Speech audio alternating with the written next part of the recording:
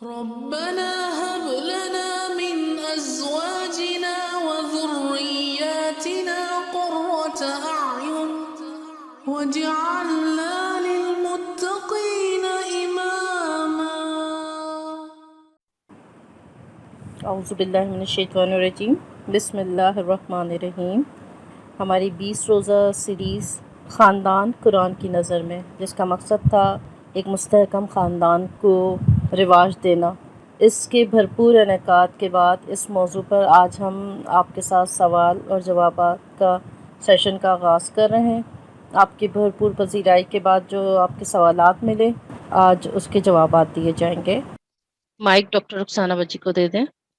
السلام علیکم ورحمۃ اللہ وبرکاتہ. جی ساتھی بہن، بہت جزاک اللہ خیر کہ آپ لوگوں نے موقع دیا اور بہت خوشی ہو رہی ہے. ماشاءاللہ بہت ساری بہنیں بیٹھی ہیں اور اس بات کی بھی خوشی ہے کہ لوگوں نے بہت سوالات بھیجے. یہ اس چیز کی علامت ہے کہ اس کو دلچسپی سے سنا گیا اور اس پہ سوچا گیا. البتہ میں سوالات کے جوابات دینے سے پہلے کچھ چیزیں ذرا تھوڑی سی ریوائز کرنا چاہوں گی. سوالات جو زیادہ تر ہے نا سعدیہ بہن، کہ شوہر یہ کر رہا ہے تو میں کیا کروں، سسرال والے یہ کر رہے ہیں تو ہم کیا کریں، بعض یہ آ رہا ہے کہ بیوی یہ کر رہی ہے تو اس کو ساتھ ہم کیا کریں. یعنی ہم نے اصل میں جتنے بھی پروگرام کیے سے اور قرآن کا انتخاب اس لیے کیا تھا کہ ہمارا قرآن پر ایمان ہے اور اللہ تعالیٰ پر ایمان ہے، اور ہم یہ سمجھتے ہیں کہ اللہ تعالیٰ نے ہمارے لیے جو نظام زندگی دی ہے، جو ہدایات دی ہیں، انہی پہ چل کے عافیت ہوگی. تو اس لیے ساری چیزیں تھیں کہ ان مسائل سے بچا جا سکے.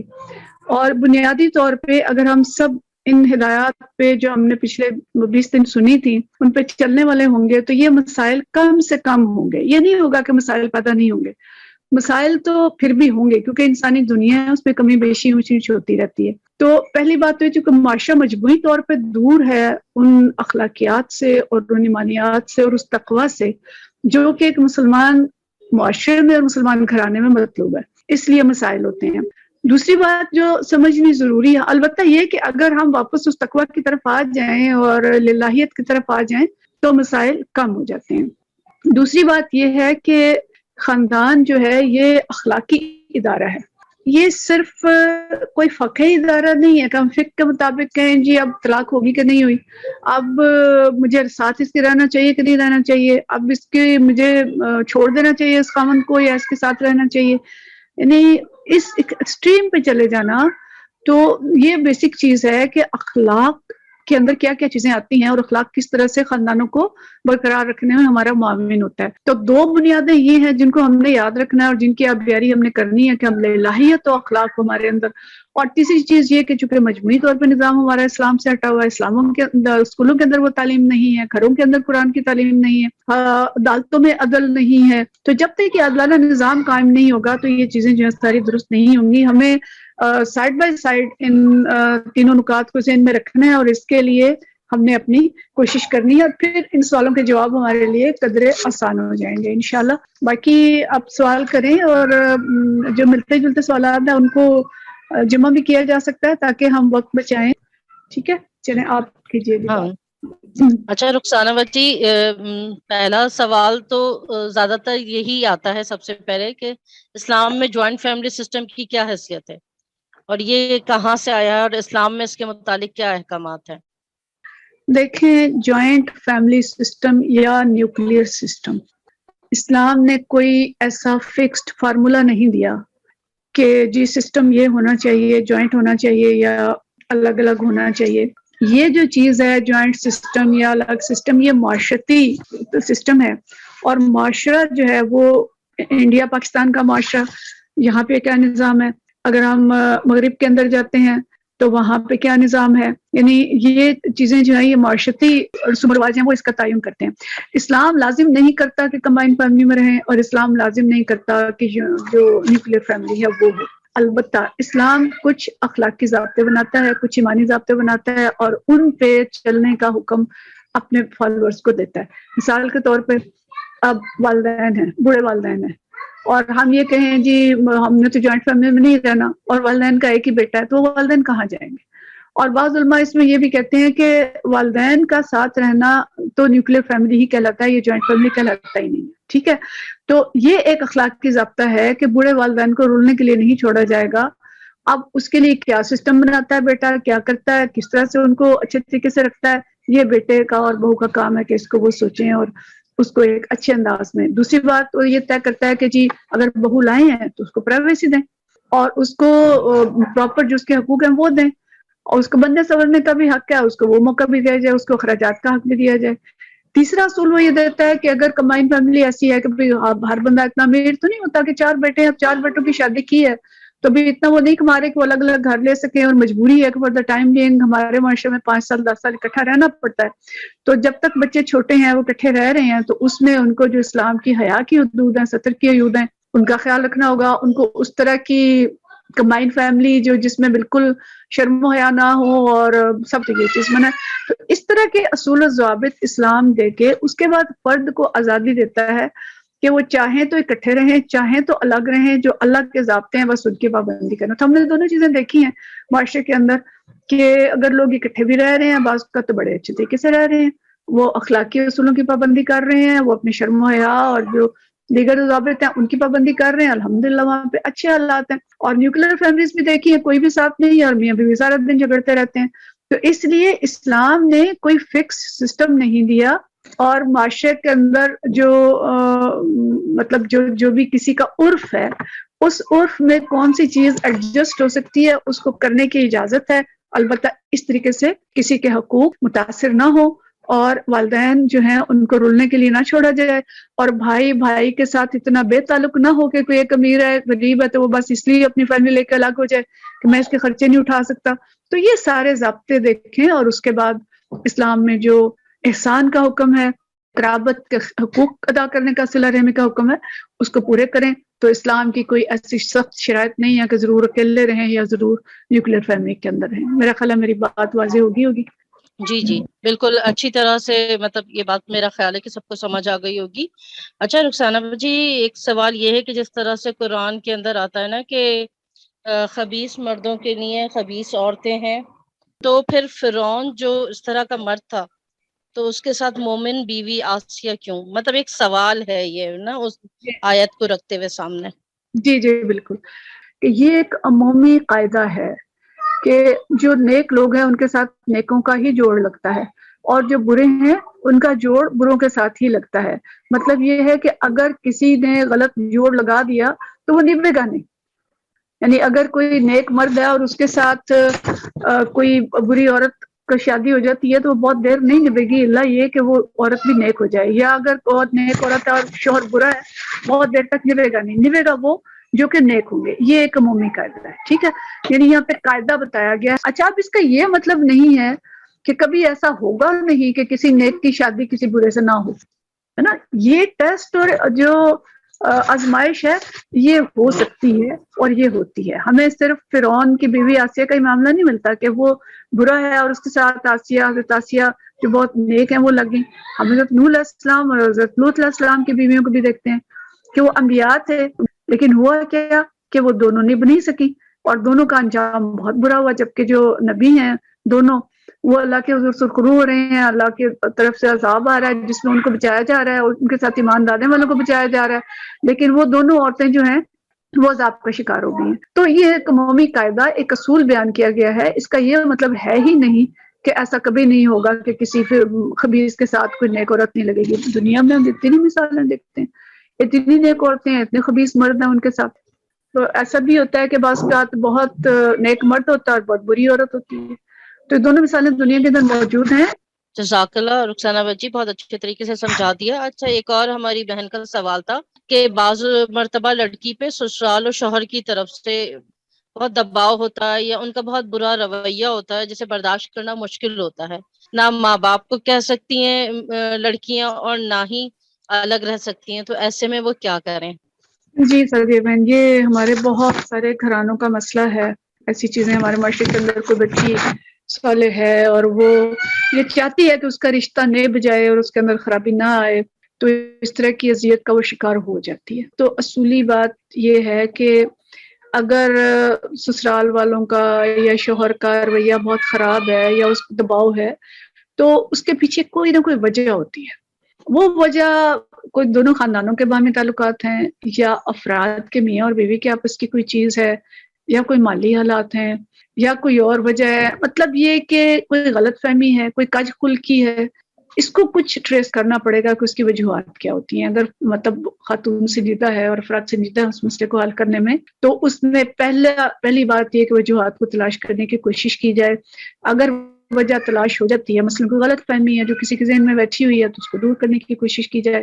اور اگر کوئی خاندانوں کا آپس کا معاملہ ہے, پرانی کوئی بات چل رہی ہے دونوں خاندانوں کی, وہ وجہ ہے تو بڑوں کو بٹھا کے اس مسئلے کو حل کرنے کی کوشش کیا جائے. بعض اوقات یہ بھی ہوتا ہے کہ خود بچی کے اندر, عورت کے اندر کوئی ایسی غلطیاں ہو سکتی ہیں جو کہ اس شوہر کے اندر یا سسرال والوں کے اندر کوئی غلط فہمی پیدا کرنے کا موجب بنتی ہیں. تو اس کو بھی دیکھنا چاہیے کہ اگر اس کے اپنی کو غلطی ہے تو اس کو بھی درست کرنے کی کوشش کرے. بعض کا دونوں کے والدین کے رویے ایسے ہو سکتے ہیں, لڑکی تو بالکل ٹھیک ہے لیکن ان کے ماں باپ کے یا ان کے کوئی رویے ایسے ہیں. مطلب یہ ہے کہ وجہ جو ہے اس کو تلاش کرنے کی کوشش کریں, اسے دور کرنے کی کوشش کریں. سب سے پہلی پازیٹیو چیز تو یہ ہے.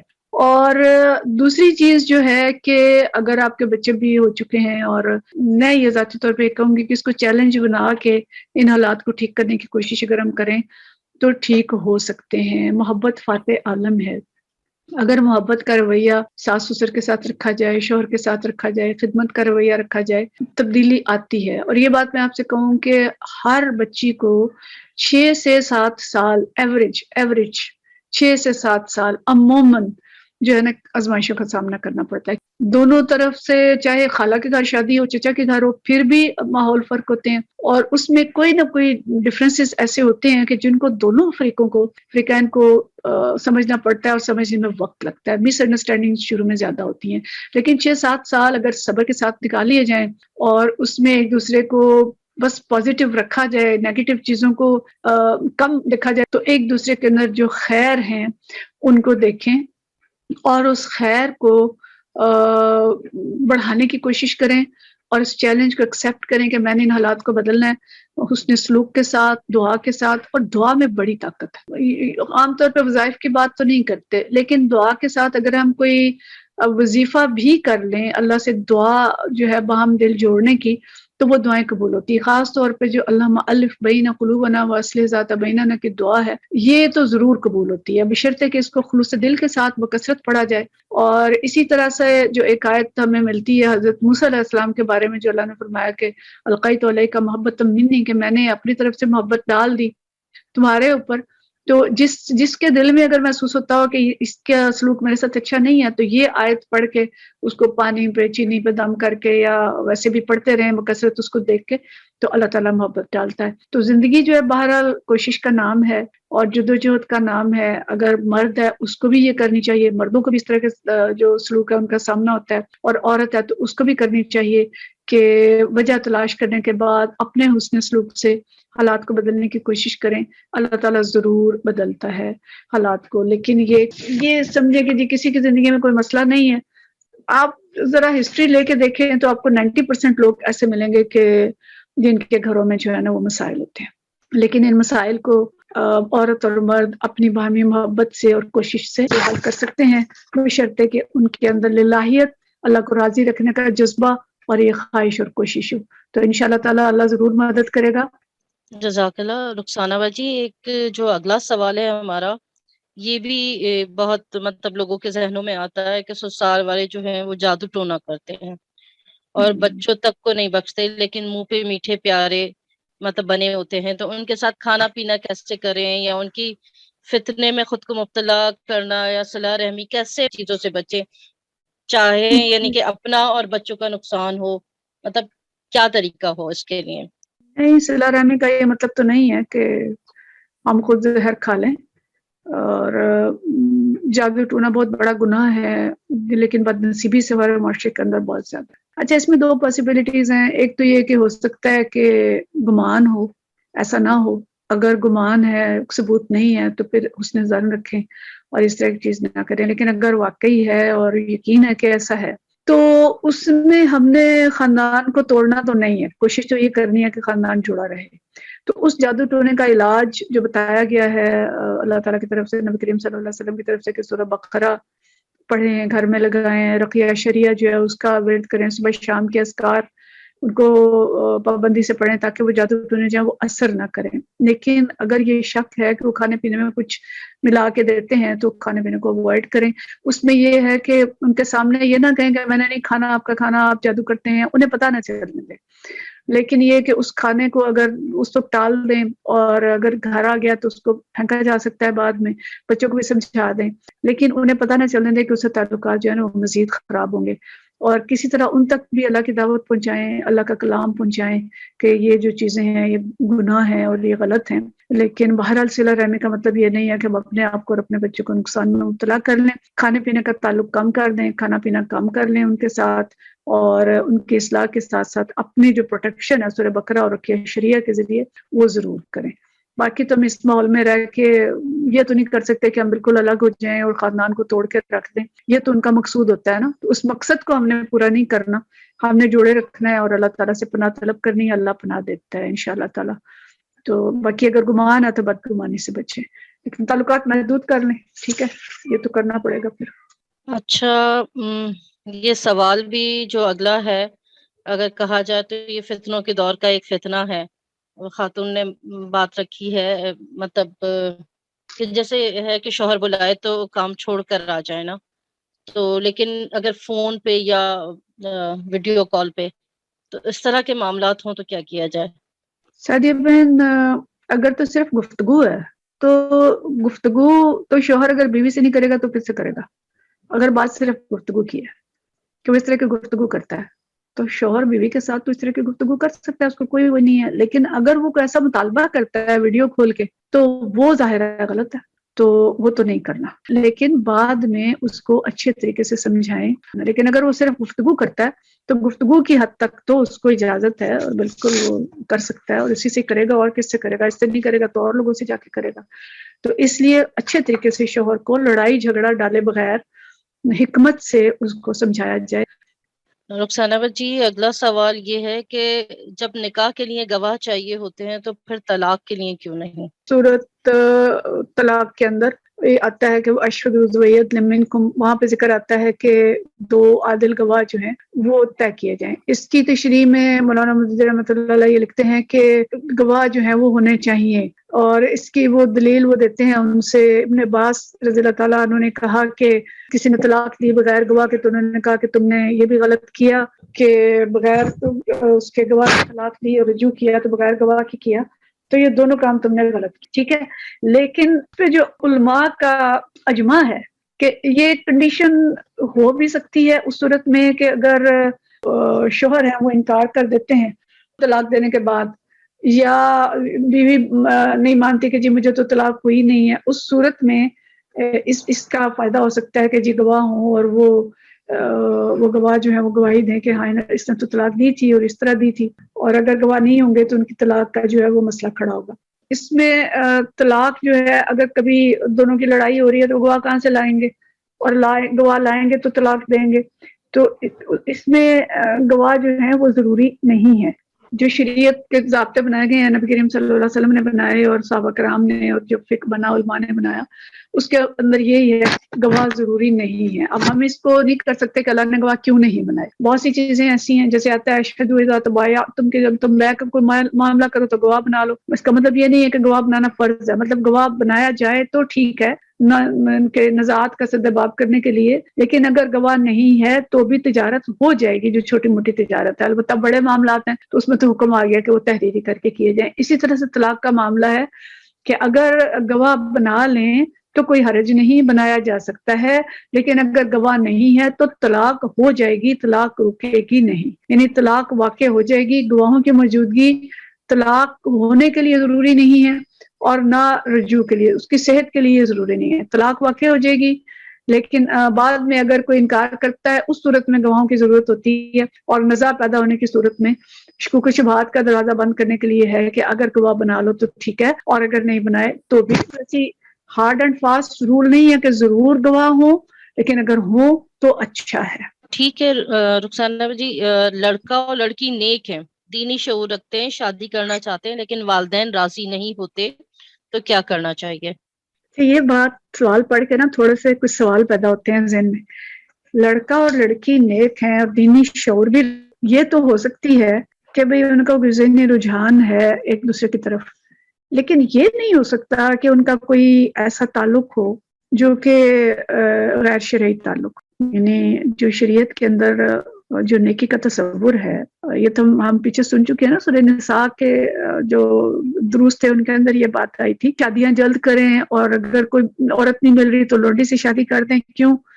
کہ یہ چوری چھپے اشنائیاں کرنے والی نہ ہوں، بلا متخذات اخدان، کہ وہ آپس میں چوری چھپے اشنائیاں کرنے والے نہ ہوں، محسنین غیر مصافحین، کہ قلعے کے اندر بند ہو کے رہیں اور آپ چوری چھپے آزاد تعلقات کرنے والے نہ ہوں.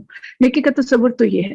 اگر نیک ہیں تو پھر اس میں یہ بات بنتی ہے کہ رابطے آگے نہیں بڑھنے چاہیے. اگر رابطے اتنے بڑھ چکے ہیں کہ آپس کے تعلقات ہو چکی ہیں، ملاقاتیں ہو رہی ہیں، فیس بک پہ رابطے ہیں، تو پھر نیکی کا تصور اس سے مجروح ہوتا ہے. ٹھیک ہے، تو لیکن پھر بھی اگر اس حد تک جا چکے ہیں تو والدین کے ساتھ کوئی اور لوگوں کو ڈالیں، کوئی بہن بھائی ایسے ہیں، کوئی رشتہ دار ایسے ہیں جو والدین کو سمجھا سکتے ہیں، ان کو ان کے ذریعے سے بات کروائیں کہ اس چیز کو سمجھ جائیں. تو اس صورت میں یعنی اگر رابطے نہیں ہیں تو پھر تو ظاہر تعلقات اتنے نہیں ہوں گے کہ رشتہ نہ ہو تو کوئی پریشانی ہو جائے. اور اگر تعلقات اس حد تک جا چکے ہیں تو پھر کسی کو ڈال کے رشتے میں اس معاملے کو حل کرانے کی کوشش کریں. اچھا، اگر پھر بھی والدین نہیں مانتے تو میری پیاری بہنوں، میں زندگی کے جس حصے میں ہوں اس وقت، میں یہ بات برملا کہہ سکتی ہوں کہ والدین بچوں سے زیادہ سمجھتے ہیں. اور اگر والدین بھی ظاہر ہے نیک بچے ہیں تو والدین بھی نیک ہی ہوں گے نا انشاءاللہ. تو والدین اگر نہیں کر رہے تو اس کے اندر ضرور کوئی وجہ ہوگی، تو پھر والدین کے فیصلے کو تسلیم کر لیں، یہ بھی نیکی کا ایک تقاضا اور اس میں خیر ہوگی. یہ بات یاد رکھیں کہ اگر کورٹ میرج کی طرف جاتے ہیں یا خود سے کہتے ہیں کہ ہم نیک ہیں، ہم نکاح کر کے رہیں گے نا، ہم نکاح کے بغیر تو نہیں رہتے، تو نکاح تو ہو جائے گا، لیکن یہ کہ جو احسان ہے، قلہ ہے، وہ نہیں ملے گا. جو تحفظ خاندان کا ہے، جو بیک اپ ہے خاندان کا، جو آپ ہر وقت سپورٹ کرتا ہے انسان کو، دونوں کو، لڑکی اور لڑکے کو، ہر مشکل میں، ہر خوشی غمی میں ماں باپ پیچھے کھڑے ہوتے ہیں، بہن بھائی پیچھے کھڑے ہوتے ہیں، وہ چیز ختم ہو جائے گی. تو انسان جو ہے اس بیک اپ سے محروم ہو جاتا ہے، اس خیر اور برکت سے محروم ہو جاتا ہے جو والدین کے ساتھ ہوتی ہے. تو اس لیے بہتر یہ ہے اگر نیک بچے ہیں تو والدین کی رائے کو ترجیح دیں. یعنی پہلے کوشش تو یہ ہے کہ وہ والدین کو ہر طرح سے قائل کرنے کی کوشش کریں، بڑوں کے ذریعے کروائیں، بہن بھائیوں کے ذریعے کروائیں، کسی کے بھی ذریعے سے کروائیں. پھر بھی والدین نہیں مانتے تو پھر والدین کو ترجیح دیں، ان کی رائے کو ترجیح دیں، اس میں خیر ہوگی انشاءاللہ. میں اب آپ سے سوال کرتی ہوں، تھوڑا تیز بھی چلنا پڑے گا ہمیں. جی سوال ہے، ہم بچوں کی اسلامی تربیت کرنا چاہتے ہیں لیکن آس پاس کا ماحول سارا اس کے خلاف ہے. بچے ہماری تعلیمی تربیت کو بیجا پابندی اور دقیانوسی سمجھنے لگتے ہیں، تو کیا کیا جائے؟ سعدیہ دیکھیں، اگر ہم بچوں کی اسلامی تربیت کرنا چاہتے ہیں تو ہمیں اس کے لیے دو باتیں ہیں نا اس میں. ایک تو آس پاس کا ماحول اس کے خلاف ہے، اور دوسرا بچے ہماری تعلیم و تربیت کے بیجا پابندی سمجھتے ہیں. آس پاس کا ماحول تو ہمیں پتہ ہے کہ وہ خلاف ہی ہوگا کیونکہ معاشرہ اسلامی نہیں ہے. تو آس پاس کے ماحول کو تو ہم نے دیکھنا نہیں، اور ہم نے تو یہ سوچنا ہے کہ میرے بچے جو ہیں وہ دوزخ سے کیسے بچیں گے، اور میرے بچے جو ہیں وہ کس طرح سے اچھے انسان بنیں گے، اور کیسے وہ جنت کے اندر جا سکتے ہیں، اور کیسے وہ معاشرے کے بہترین شہری بن سکتے ہیں. اس لیے اس کو تو ہمیں نظر انداز کرنا ہے. آس پاس کے ماحول کو تو ہم نے بالکل اس کی پرواہ نہیں کرنی. جیسے ہم یہ سمجھتے ہیں نا کہ بچوں کو اسکول بھیجنا چاہیں اور لوگ منع کریں تو ظاہر ہم اس سے منع تو نہیں ہوں گے. ہم آس پاس کے جو پریشر ہیں اس پریشر کی وجہ سے ہم اس کو اسکول بھیجنا تو نہیں چھوڑیں گے. لیکن اگر بچے اس کو بیجا پابندی اور دقیانوسی سمجھتے ہیں تو گویا بچے بڑے ہو چکے ہیں اور ہم تھوڑے لیٹ ہو گئے ہیں. تو اس صورت میں ہمیں بہت ہی حکمت کے ساتھ اپنے بچوں کو ان کی تعلیم و تربیت کرنی ہوگی. اس کے لیے تو الگ سے پورا دن چاہیے کہ ٹین ایجر بچوں کی جو سائیکی ہے اس کو ہم کس طرح سے سمجھیں. میرے خیال ہم اس پہ کوئی آئندہ سیریز بھی چلائیں گے بچوں کی تربیت پہ. ٹین ایج بچوں کی کیا تربیت کیسی ہونی چاہیے، چھوٹے بچوں کی کیسی ہونی چاہیے، اس پہ تفصیلی گفتگو کریں گے. لیکن اس کی بہت ساری چیزیں آپ کو انٹرنیٹ پہ مل جائیں گی کہ اگر بچے اس ایج میں پہنچ گئے ہیں اور ان کی تربیت نہیں ہوئی تو اس کے لیے اب ہم کیا کیا کریں، اور کیسے. بہت اچھے ہمارے ایسے بھائی اور بہنیں موجود ہیں جن کے لیکچرز جو ہیں وہ نیٹ پہ موجود ہیں، تو ان کو سنا جا سکتا ہے. لیکن یہ کہ مختصراً اگر میں کہوں کہ حکمت، پیار اور محبت اور کہیں کہیں تھوڑی سی جو حکمت کے تحت کسی چیز پہ روک ٹوک کرنا اور سختی کرنا وہ ہمیں کرنی پڑے گی.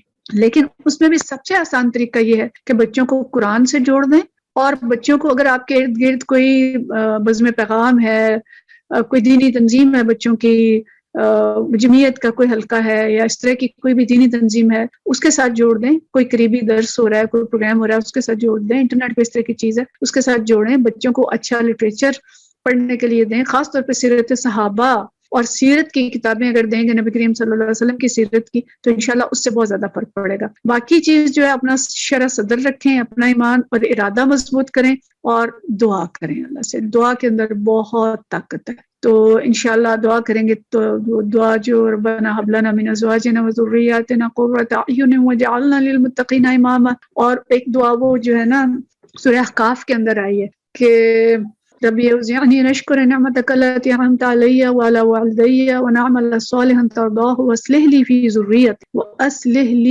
فی ذریتی انی تبت الیک وانی من المسلمین. یہ دعا بھی سورہ احقاف کے اندر ہے, اس کو پڑھ لیں.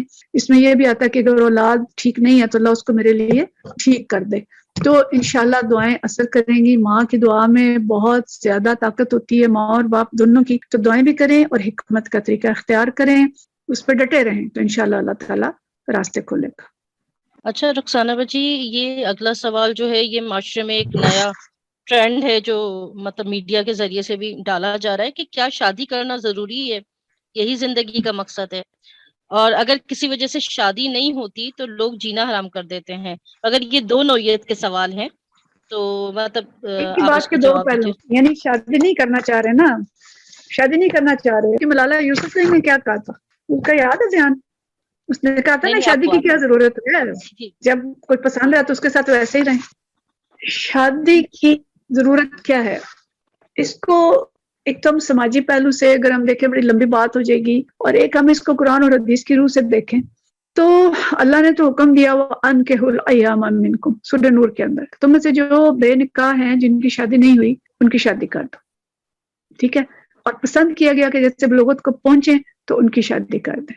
نبی کریم صلی اللہ علیہ وسلم کی بہت ساری حدیث ہیں. آپ صلی اللہ علیہ وسلم نے فرمایا کہ اے جوانوں کی جماعت, تم میں سے جو شخص خانہ داری یعنی نان نفقہ کا بار اٹھانے کی قدرت رکھتا ہو اس کو نکاح کر لینا چاہیے, کیونکہ نکاح نگاہ کو پست رکھنے اور شرمگاہ کے محفوظ رکھنے میں اس کو خاص دخل ہے. اور جو شخص قدرت نہ رکھتا ہو اس کو روزہ رکھنا چاہیے, یعنی اس کے اندر اگر یہ مشکات کی حدیث ہے, اس کے اندر اگر شہوت ہے لیکن نکاح کی قدرت نہیں ہے تو پھر روزے رکھے. اچھا, دوسری بات یہ ایک اور حدیث ہے جو ترغیب و ترہیب کے اندر آئی ہے کہ جب کوئی شخص نکاح کر لیتا ہے تو آدھا دین مکمل کر لیتا ہے, اور اب اس کو چاہیے کہ باقی نصف دین میں وہ اللہ کا تقوی اختیار کرے, یعنی وہ اللہ سے ڈرتا رہے. اور یہاں تک آپ صلی اللہ علیہ وسلم نے فرمایا کہ جو نکاح نہیں کرتا وہ ہمارے طریقے سے خارج ہے, کیونکہ یہ طریقہ کس کا, نصارہ کا طریقہ ہے, یہ رہبانیت. ان کے جو وہ پوپ ہیں اور ان کے جو پادری ہوتے ہیں وہ نکاح نہیں کرتے. اچھا, لیکن کیا ان کے پادری خواہشات نفس سے بچ کے رہتے ہیں؟ کیا آپ کو علم ہوگا, جن لوگوں نے آپ پڑھے سورہ حدید میں جو تفسیر مولانا مودودی رحمۃ اللہ علیہ نے رہبانیت کے ذیل میں بہت لمبی تفسیر لکھی ہے کہ ان کے جو چرچ ہیں اور ان کے جو راہبات اور راہب ہیں وہ کس طرح کی زندگی گزار رہے ہیں, اور ناجائز بچے کتنی تعداد میں ان چرچوں کے اندر. ابھی ریسنٹلی خبر آئی تھی, اگر آپ میں سے کسی نے پڑھی ہو پچھلے دنوں کے, یہ روم کا ہی کوئی چرچ تھا, مجھے یہ یاد نہیں کس ملک کی بات آئی ہے, اور اس کے اندر ہزاروں بچوں کی اجتماعی قبر دریافت ہوئی ہے کہ یہ جو راہب پوپ اور راہبات ان کے جو ناجائز تعلقات سے بچے پیدا ہوئے ان کو مار مار کے وہ کسی قبر کے اندر دفناتے رہے. تو اس لیے دیکھیں, یہ جیسے کھانے کی بھوک ہے, اللہ تعالیٰ نے خواہش انسان کے اندر رکھی ہے, یا تو وہ خواہش ختم ہو جائے, اور ایسا دعویٰ کون کر سکتا ہے کہ وہ اس کو ختم کرے, ٹھیک ہے. نبی کریم صلی اللہ علیہ وسلم کے پاس ایک طویل حدیث ہے کہ ایک صحابی سے آپ صلی اللہ علیہ وسلم نے فرمایا کہ اوقاف ان کا نام تھا, کہ اوقاف کیا آپ کی بیوی ہے؟ انہوں نے کہا کہ نہیں. آپ نے فرمایا تو مال والا اور وسعت والا ہے؟ انہوں نے کہا ہاں میرے پاس مال ہے. آپ نے فرمایا کہ اس حالت میں تو شیطان کے بھائیوں میں سے ہے, تیرے پاس مال ہے اور تو نے نکاح نہیں کیا, گویا تو اپنے آپ کو خود یعنی مطلب کتنے میں مطلع کر رہا ہے, شیطان کے ہتھے چڑھ رہا ہے. اگر تو نصارہ میں سے ہوتا تو ان کا راہب ہوتا. بلا شبہ نکاح کرنا ہمارا طریقہ ہے, اور آپ صلی اللہ علیہ وسلم نے فرمایا تم میں سے بدتر وہ لوگ ہیں جو بے نکاح ہیں, اور مرنے والوں میں سب سے بدتر وہ ہیں جو بے نکاح ہیں. اور کیا تم شیطان سے لگاؤ رکھتے ہو؟ اور شیطان کے پاس عورتوں سے زیادہ کوئی ہتھیار نہیں جو صالحین میں کارگر ہو، یعنی نیک لوگوں کو وہ اس فتنے میں مبتلا کرتا ہے، چاہے وہ عورت ہے چاہے وہ مرد ہے۔ اور کہا کہ جو لوگ نکاح کیے ہوتے ہیں یہ لوگ پاکیزہ اور فحش سے بری ہیں، اور فرمایا اے اوقاف تیرا برا ہو نکاح کر لے ورنہ پیچھے رہ جانے والوں میں سے ہوگا۔ یہ روا احمد کی روایت ہے اور جمع الفوائد کے اندر یہ ہے۔ تو مطلب یہ ہے کہ نبی کریم صلی اللہ علیہ وسلم نے بہت زیادہ اس کی ترغیب دی ہے، اور آپ صلی اللہ علیہ وسلم کا اپنا جو طریقہ وہ بھی ہم دیکھتے ہیں کہ آپ صلی اللہ علیہ وسلم نے مختلف اوقات میں مختلف عمر کی عورتوں سے یعنی کتنی شادیاں کی ہیں۔ تو اسلام نے نکاح کا جو پیش کیا ہے طریقہ، یہ اعتدال کا نظریہ ہے، یہ شہوت کو روکنے والا، معاشرے کو پاکیزہ رکھنے والا اور معاشرے کو فحشاء سے بچانے والا۔ دوسری بات یہ کہ اگر تو آج کا یہ دور ہم دیکھیں کہ جو کوئی یہ کہہ رہے ہیں کہ میں نے نکاح نہیں کرنا، کیا وہ فیس بک نہیں کھولتی، وہ ویڈیو وہ نہیں کھولتی ہیں، واٹس ایپ اور یہ جتنی دوسری ایپس ہیں ان پہ ان کو کوئی منظر نظر نہیں آتے، کیسے ان کی نگاہیں بچ کے رہتی ہیں؟ کیا اتنے پاک باز ہیں؟ انسان کی فطری ضروریات کو پورا کرنے کا مہذب طریقہ نکاح ہے، اور انسان کا مقصد دنیا میں صرف یہ شہوت نہیں ہے کہ جانوروں کی طرح دو افراد پارٹنر بن کے رہ لیں، بغیر نکاح کے رہ لیں، شہوت پوری کر لیں بس۔ اس کے نتائج ہم دیکھ رہے ہیں کہ آج ان کے ناجائز بچوں کی اتنی کثرت ہے کہ اب ان کے مرنے والوں کو رونے والا بھی کوئی نہیں ہے، سنگل پیرنٹس کی اتنی کثرت ہے، اور انہوں نے تو اتنی پرورٹڈ سیکس ڈیزائرز کے جو طریقے نکال لیے ہیں کہ جانوروں کے ساتھ اور پتہ نہیں کیا کیا طریقے ہیں، پھر وہاں پہ جو ہوموسیکچولیٹی ہے، اس سارے انسان کی خواہشات نفس کے بے لگام ہونے کی صورت ہے۔ تو اسلام یہ بے لگامی نہیں چاہتا، اللہ تعالیٰ چاہتا ہے ایک نہیں تو 4 شادیاں کرو، لیکن خواہشات نفس کو کنٹرول رکھو اور خاندان بنا کے رہو کہ معاشرہ جو ہے اس کے اندر صالح اور پاک نسلیں پروان چڑھیں، ایک حسان ہو، ایک قلعہ ہو جس کے اندر عزتیں محفوظ ہوں، محرم رشتے ہوں، اس بھائی بھائی بن کے رہیں، خاندان بن کے رہیں، خالہ پھوپھی ماموں چاچو ہوں کسی کے کوئی، یہ محبتیں جو ہیں یہ بکھیری جائیں اور یہ سمیٹی جائیں۔ تو نکاح کا مقصد صرف خواہش نفس کا پورا کرنا نہیں ہے، یہ پورا ایک معاشرتی نظام ہے۔ اور کسی نے نا ایک بڑی اچھی بات لکھی، اگر مجھے یہاں ملتی ہے میں دیکھتی ہوں، انسانی معاشرے کی اکائی خاندان ہے، اور جس کی بنیاد شادی کا بندھن ہے۔ نکاح کاغذی کارروائی کے پیچھے صرف کاغذی کارروائی نہیں ہے، ہر معاشرے کی ایک تاریخ ہے، اور یہی وہ بنیاد ہے جس پہ خواتین ریاستی اداروں سے اپنے حقوق طلب کرتی ہیں۔ ان کے بچے پیدا ہوتے ہیں تو وہ کوئی شخص بھاگنے کی کوشش نہیں کرتا، بوائے فرینڈ تو بھاگ جاتا ہے بچے پیدا کر کے، شوہر نہیں بھاگے گا۔ تو مذہب اور قانون مرد پر بچوں کی ذمہ داری ڈالتا ہے، اور اگر طلاق ہوتی ہے تو خاتون جو ہے وہ نان نفقے کی مستحق ہوتی ہے، اور اثاثوں کی تقسیم سے اسے حصہ ملتا ہے، وراثت ملتی ہے۔ پورا سوشل سٹرکچر ہے بھائی۔ نکاح نہیں کریں گے تو اکیلی عورت کیا کرے گی؟ کب تک رہے گی؟ کس کے سہارے رہے گی؟ ٹھیک ہے، اور کتنی نگاہیں اس کا پیچھے کرنے والی ہوں گی۔ تو بے شمار دلائل ہیں اگر میں رکھوں کہ آج کے معاشرے میں نکاح پہلے معاشروں سے زیادہ ضروری ہے۔ جتنا ہجان ہے، جتنا اس وقت معاشرے کے اندر گند ہے، اس گند سے بچنے کی صورت یہ پاکیزہ رشتہ ہے، اور یہ ملالہ یوسف جی جیسے لوگوں کو خاص طور پہ بھیجا جاتا ہے، اور آج کا کیریئر ایک رکاوٹ ہے۔ تو یہ ساری رکاوٹیں دور کر کے اللہ کے احکام پہ لبیک کہیں۔ میری پیاری بہنوں اور بیٹیوں، اس وقت کا یہ اتنا بڑا المیہ ہے کہ میں ایک گھر میں گئی ہوں، ان کے 5 بیٹے تھے، اس گھر کی حالت خراب تھی، بچے 30 35 سال کے تھے، ماں بوڑھی تھی، اس سے کھانا بھی نہیں پکنا، مشکل ہو رہا تھا اس سے، لیکن وہ کہہ رہی تھی میرا کوئی بیٹا شادی پہ آمادہ نہیں ہو رہا۔ یہ المیے ہیں، یہ لیے اذیت ہے، ان کو تکلیف میں مبتلا کرنا ہے۔ کیریئر بن جائیں گے، پڑھائیاں ہوتی رہیں گی، شادی کے بعد بھی پڑھیں۔ میں نے خود ایک بچہ پیدا ہونے کے بعد MBBS کا ایگزام دیا ہے، اس کے بعد میں نے ماسٹرز کیا ہے، اور میرے اپنے بچے میں نے ان کی شادیاں کر دی ہیں، اس میں جب ان کی پڑھائیاں بیچلرز ہوئے ہیں تو شادیاں کر دی ہیں، ماسٹرز کر رہے ہیں شادی کے بعد، 2 بچوں کے ساتھ کر رہے ہیں۔ کیا ہوا ہے؟ ان کے ایمان محفوظ ہو گیا الحمدللہ۔ اب مجھے کوئی پرواہ نہیں ہے وہ کہاں جاتے ہیں، وہ جہاں جاتے ہیں وہ ہفتے 10 دن بعد گھر واپس ضرور آتے ہیں، کیونکہ گھر میں ان کے بچے ہیں۔ تو یہ اللہ کا نظام ہے، اپنے اللہ کے نظام پہ لبیک کہیں تو انشاءاللہ اس نظام کے اندر خیر ہوگی، اس کے اندر بہتری ہوگی، اور شادی کرنے کے بعد پتہ چلے گا کہ یہ کتنی اچھی چیز تھی اور کتنی سکون اور سکینت دینے والی چیز تھی جو اللہ نے ہمارے لیے کی تھی۔ انشاءاللہ تو اللہ کے نظام کو مانے، اس پر لبیک کہیں، اطاعت کریں، انشاءاللہ خیر ہی خیر ہوگی اس کے اندر۔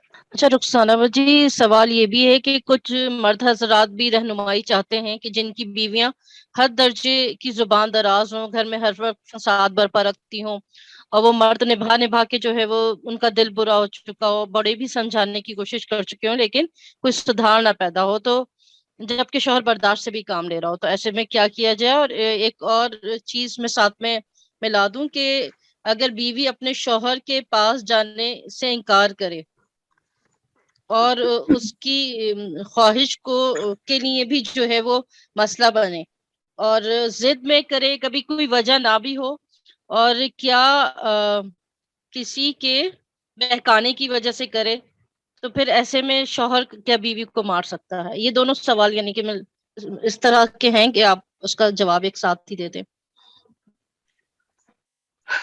بہت ہی معاشرتی المیہ ہیں اس وقت کہ بیوی اگر وہ کرتی ہے، نشوز کرتی ہے اور وہ بات نہیں مان رہی تو ہم سورہ نساء کے اندر پوری اس کی تفصیل پڑھتے ہیں کہ نشوز اگر کرتی ہے اور بد زبان بھی ہے، بد کردار بھی ہے، تو 3 مرحلے ہیں کہ شوہر اس کو سب سے پہلا کام یہ کرے گا کہ نصیحت کرے گا۔ تو اگر شوہر اس کو نصیحت کرنے کا حق ادا کر چکا ہے تو پھر کوئی اگلی بات آتی ہے کہ پھر وہ اسے بستر الگ کرے، اور پھر تیسری سٹیج آتی ہے۔ لیکن عضو بھی نہیں اگر ہوتی تو پھر بڑے خاندان کے بڑے بیٹھے ہیں اور اس کو سلجھائیں۔ لیکن یہ کہ یہ بھی، اور دوسرا سوال بھی، اگر ان دونوں کو ہم دیکھیں تو مجھے لگتا ہے کہ جو بیسک چیز ہے نا وہی آنکھوں سے اوجھل ہے کہ میاں بیوی کا تعلق تو پیار اور محبت کا تعلق ہے، اور اگر بیوی بات نہیں مان رہی تو گویا اس نے وہ چیز جو ہے وہ چھوڑ دی ہوئی ہے، اور اگر شوہر نہیں مان رہا تو اس نے چھوڑی ہوئی ہے۔